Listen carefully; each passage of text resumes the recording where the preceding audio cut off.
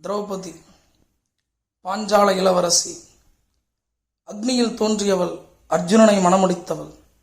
விதியின் சதியால் பாண்டவர்கள் ஐவருக்கும் மனைவியானவள்.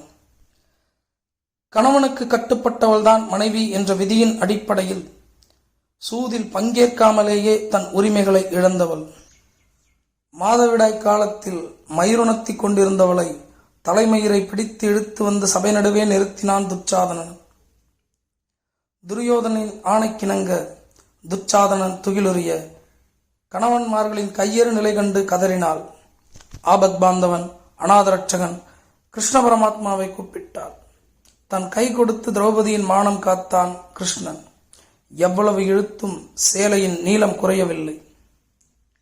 இறுதியாக துச்சாதனின் இரத்தத்தால் தலைமயிரை கழுவும் வரை கூந்தலை அள்ளி முடிய மாட்டேன் என்றும், அறையில் இடமில்லையேல் வந்து என் தொடையில் அமரு என்று சொன்ன துரியோதனின் தொடை எலும்புகளை அடித்து நொறுக்கும் வரை தான் மன அமைதி அடைய மாட்டேன் என்றும் சபதமிட்டாள்.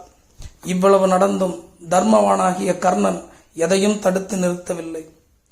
திரௌபதி சுயம்வரத்தின் பொழுது போட்டியில் பங்கேற்ற கர்ணனை, தாழ்ந்த குலத்தைச் சேர்ந்த ஒருவனை நான் எப்படி திருமணம் செய்து கொள்ள முடியும் என தடுத்து நிறுத்திவிட்டாள் திரௌபதி. மாறாக அர்ஜுனனுக்கு அந்த வாய்ப்பை ஏற்படுத்தி கொடுத்து அவனை போட்டியில் வெற்றி பெற செய்து அர்ஜுனனையே மணந்து கொண்டாள். எந்த காலத்திலும் திரௌபதி அர்ஜுனனை விடுத்து தாழ்ந்த குலத்தைச் சேர்ந்த கர்ணனை தேர்ந்தெடுத்து விடக்கூடாது என்பதற்காகவே இன்றும் பிற சமுதாயங்களால் திரௌபதி கடவுளாக கொண்டாடப்படுகிறாள்.